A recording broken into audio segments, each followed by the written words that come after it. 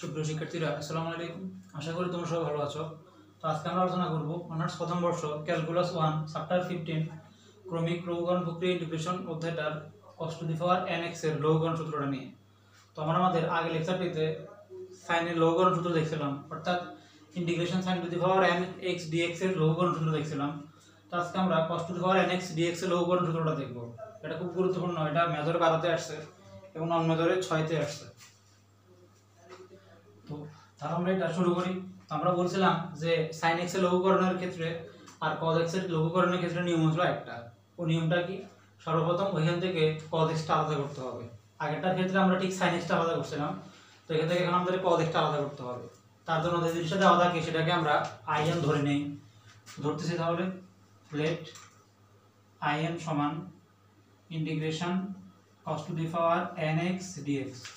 তারপর আমরা বলছিলাম এখান থেকে আমরা cos x টা আলাদা করব, মানে sin x এর ক্ষেত্রে আমরা sin x টা আলাদা করছিলাম। তো এখানে cos to the power nx আছে, cos x আলাদা করে নাই, তো আমরা এখান থেকে জোর করে হলেও cos x টা আলাদা করলাম। cos x টা এখানে কি আলাদা করছি। এখন আমাদেরকে ব্যালেন্স করতে হবে, অর্থাৎ আমাদের তো এখানে ছিল cos to the power nx, কিন্তু আমরা লিখছি cos x।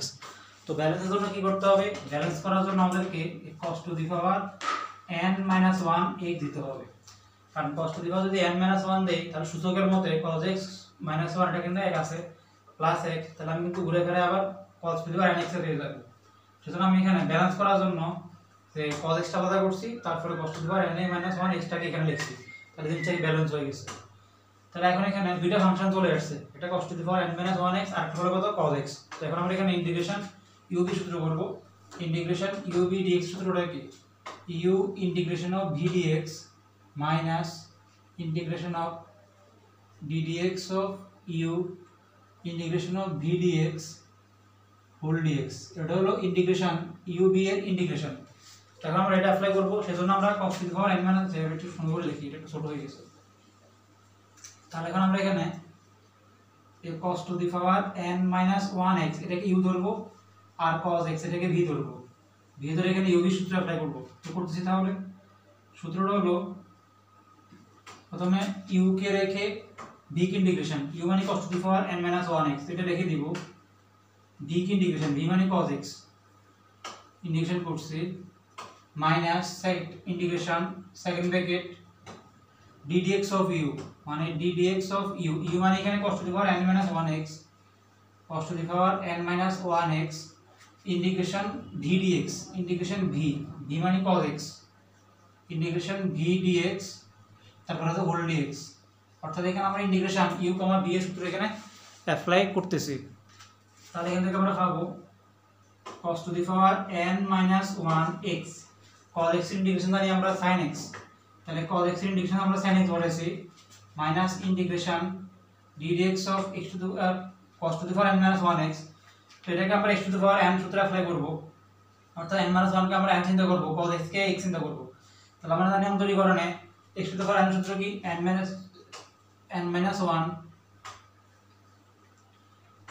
n x two the power n-1, n তো n-1 আছে, এটা -1 x। তো এখানে যাকে অন্তরীকরণ করতেছি cos x কে x চিন্তা করছি, cos x আসলে x না, cos x কে যখন আমি আবার পর্যায়ক্রমে অন্তরীকরণ মধ্যে আবার অন্তরীকরণ করব তখন পাবো -sin x, বসাই দিয়েছি -sin x, আর ইন্টিগ্রেশন cos x ইন্টিগ্রেশন আছে কত sin x। আশা করি এই জিনিসটা তোমরা এখানে বুঝেছো। ফুল dx একটা আছে, সরি এটা আছে লিমিট আছে, আচ্ছা আশা করি তোমরা এই জিনিসটা এখানে বুঝেছো। তো দেখো তাহলে কিন্তু কি পাই, sin x টা আগে লিখি, sin x cos to the power n-1 x, cos to the power n-1 x, n-1 টা ধ্রুবক, এটা বের করে ফেলি, n-1 ইন্টিগ্রেশন অফ, এখানে থাকবে cos to the power n-2 x, আর এই মাইনাস এটা প্লাস হয়ে যাবে sin দুইটা sin স্কয়ার x dx। আশা করি এটা তোমরা বুঝেছো। তো এখানে আমরা এখন sin স্কয়ার কে আমরা cos স্কয়ার নিয়ে যাই, ঠিক আগের ক্ষেত্রে আমরা sin স্কয়ার কেও cos স্কয়ার কে sin স্কয়ার নিয়ে গেছিলাম, তখন আমরা sin x এর লঘুকরণ দেখছিলাম, প্লাস n-1 তাহলে integration cos to the power n-2 x বসাই দিচ্ছি, sin স্কয়ার নিলে পাবো আমরা 1 cos square x, plus sin square x plus cos square x সমান 1 এখান থেকে। তাহলে এখান থেকে পাবো আমরা sin x into cos to the power n minus 1x plus n minus 1 integration cos to the power n minus 2 সাথে x সাথে 1 গুণ করলে এটাই পাবো cos to the power n minus 2x যেটা আলাদা করে ফেলে একসাথে, আর cos to the power n minus 2x এর সাথে যখন cos স্কয়ার x গুণ করব, দেখো n মাইনাস 1 ধ্রুবকটা কিন্তু এই সবগুলো টার্মের সাথেই হবে, ধ্রুবকটা এটার সাথেও গুণ করলে হবে, আবার এটার সাথে গুণ করলে কিন্তু হবে। তো plus minus minus n minus 1 integration of cos to the power n minus 2x R cos square x calculation সূচকের মতো করলে এখানে আমরা cos to the power nx ই পাবো, minus 2 plus 2 কাটা চলে যাবে dx। আশা করি তোমরা এটা বুঝেছো। তো দেখো আমরা যদি এখানে in সমান যদি integration cos to the power nx dx থাকে, তো এখানে আমরা n এর জায়গায় যদি n minus 2 বসাই তাহলে কি পাবো in minus 2 integration cos to the power n minus 2x dx পাবো না? অবশ্যই পাবো, n এর জায়গায় n minus 2 বসাই। তো দেখো এখানে কিন্তু এই জিনিসটা আছে cos to the power n minus 2x dx, তাহলে এখানে আমরা চাইলে এই cos to the power n minus x dx এর উল্টার পরিবর্তে in minus 2 বসাতে পারি এটার পরিবর্তে। আবার দেখো cos to the power n minus x dx, এটা তো আমরা সরাসরি in ধরছি, তো এটার পরিবর্তে সরাসরি আমরা in বসাতে পারি। তাহলে এখানে আমরা sin x বসাই ফেলছি, cos to the power n minus 1x বসাই ফেলছি প্লাস n minus 1, এই সবটা টার্ম পরিবর্তে লিখতে পারি আমি in minus 2, লিখতেছি in minus 2 minus n minus 1 তো আছে, integration cos nx cos to the power n dx করে লিখতে পারি আমরা in, এটা আমরা in ধরছিলাম, লিখলাম এখানে আমরা in। আচ্ছা, তাহলে তোমরা এতটুকু বুঝেছো। এখন আমরা উপরের লাইনটা বুঝতেছি, এখন বুঝে ফেলতেছি।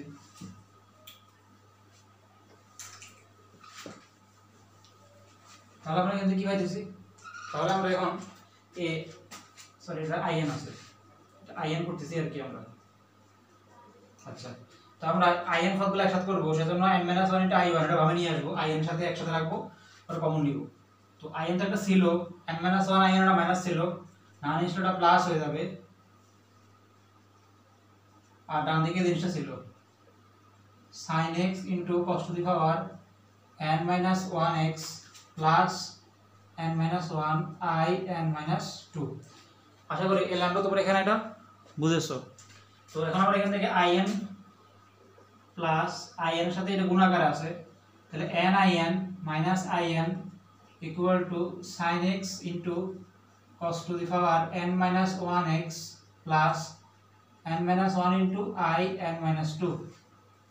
তো in মাইনাস প্লাস কাটা যায়, তাহলে n in থাকে, তাহলে in সমান কি লিখতে পারি, n টা যদি ডান দিকে গুণাকারে ভাগ করে দেই তাহলে পাবো আমি sin x * cos to the power n - 1x divided by n plus n - 1 by n R i n - 2। i n - 2 করে সরাসরি লিখতে পারি ইন্টিগ্রেশন in তো cos ছিলাম আর কি, cos n - 2x dx, R in যদি cos to the power nx dx হয় তাহলে n - 2 দেখলে আমরা cos integration n - 2x dx লিখতে পারি, এটা সরাসরি লিখে ফেলছি আর কি। তাহলে জিনিসটা পাইলাম, এটা হলো আমাদের সেই নির্ণয় cos x এর লঘুকরণ সূত্র। আশা করি তোমরা এই cos x এর লঘুকরণ সূত্র কিভাবে করছে এটা বুঝছো। তো আজকে আমরা এই সূত্রের একটা অ্যাপ্লাই দেখব, একটা অঙ্ক দেখব, তাহলে সূত্রটাকে আমরা এখানে ব্যবহার করব। আচ্ছা, তাহলে আমরা একটা एग्जांपल দেখব। আচ্ছা, আমাদেরকে বলছে একটা প্রশ্ন দেয়, সমস্যা দেয় যে integration cos to the power 8x integration cos to the power 8x dx এর মান বের করতে বলছে। বলছে integration cos to the power 8x এর dx এর মান বের করতে বলছে, এবং এটা আমরা এই লঘুকরণ যে cos এর লঘুকরণ সূত্রটা পাইছি সেটার সাথে কি এখন করার চেষ্টা করব। আর সূত্রটা মুছে ফেলতে যেটা এক পাশে লিখবো, এটা কাজে লাগাবো, বড় হবে এটা। আচ্ছা দেখো, সূত্রটা পাইছি আমরা আসলে ফাইনালি sin x সূত্রটা লিখতে যেটা পাইছিলাম আমরা sin x cos to the power n - 1x cos to the power n - 1x। So আমি এখানে লাস্টে মনে হয় cos n লিখছি, মনে হয় cos to the n - 1x হবে আর কি, আমাদের ভুল হয়েছে। আচ্ছা, n - 1x divided by n plus n - 1 by n integration cos to the power n - 2x dx। তো এটা হলো আমাদের cos x এর cos to the power nx integration সূত্র। তো এটা অ্যাপ্লাই করব। তো দেখো integration cos to the power 8 আছে, তাহলে cos to the power nx dx আকারে আছে, তাহলে এটা সূত্র আমরা অ্যাপ্লাই করতে পারবো। এই সূত্র আকারে আছে, তো আমরা এটা সূত্র এখন এটা অ্যাপ্লাই করব। তো করতেছি তাহলে এই সূত্র, এটাকে আমরা i ধরে নিব আগে, let I equal to integration cos to the power 8x dx। তো দেখো, তো এটা সূত্র অ্যাপ্লাই করি, এটাই এখন অ্যাপ্লাই করব sin x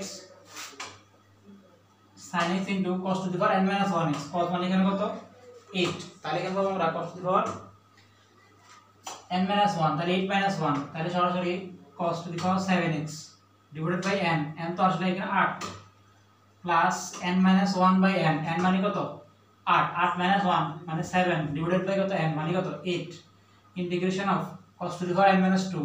তো n ছিল এখানে 8, তাহলে 8 - 2 তাহলে 6x। দেখো আমরা কিন্তু এটা লঘুকরণ মানে ঘাত হ্রাস করা, দেখো ঘাত ছিল 8, এখান থেকে আমরা এই সূত্রের মাধ্যমে ঘাত কিন্তু 8 থেকে কিন্তু 6 চলে আসছে, এখন এইভাবে 2 পর্যন্ত 1 পর্যন্ত চলে আসবে আর কি, 2 দিয়ে করে কমবে আর কি। আসলে তোমরা এটা বুঝছো। তো এখন আমরা একটা কাজ করি, তাহলে sin x cos to the power 7x divided by 8 plus 7/8 যোগ বসে ফেলছি। দেখো এটা কিন্তু আবার এই সূত্রটা অ্যাপ্লাই হতেছে, অর্থাৎ এখানে আবার কিন্তু integration cos to the power 6 n x dx এটা আবার করতেছে। সুতরাং এর পরিবর্তে সূত্র আমি এখানে আবার অ্যাপ্লাই করব, করতেছি sin ব্র্যাকেট দিয়ে sin x cos to the power n - 1x। তো n তো এখানে 6 এখন, তাহলে এটা 5x, n - 1 মানে 5 ডিভাইড বাই n, n মানে 6 প্লাস n - 1 মানে 6 - 1 মানে 5/n মানে 6 integration cos to the power n - 2x, n তো এখানে 6, তাহলে n - 2 মানে কত 4x। এখানে কিন্তু আবার ঘাত 6 ছিল, এখন লঘুকরণ সূত্রের মধ্যে ঘাত এখন 4 চলে আসছে, অর্থাৎ ঘাতটা কি হ্রাস হয়েছে এখানে। আচ্ছা, তো এখানে আমরা ক্যালকুলেশন করব, তাহলে sin x cos to the power 7x divided by 8 plus, দেখো 7/8 এর সাথে কিন্তু সবগুলো গুণাকার আছে, তো গুণ করে ফেলি 7 sin x cos to the power 5x 7 8 6 48 plus এই 7/8 এর সাথে কিন্তু এগুলো গুণাকার আছে, তাহলে 5 7 35 ডিভাইডেড বাই 6 48 বসে ফেলছি।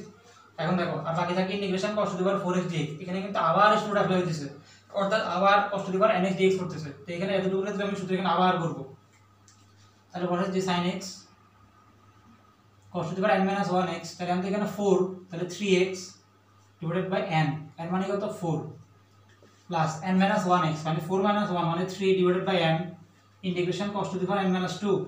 তো cos to the power n - 2, n তো এখানে 4, তাহলে 4 - 2 তাহলে স্কয়ার x dx। দেখো ঘাত কিন্তু এখানে আবার হ্রাস পেয়েছে, 4 থেকে ঘাত কি এখানে 2 তে চলে আসছে।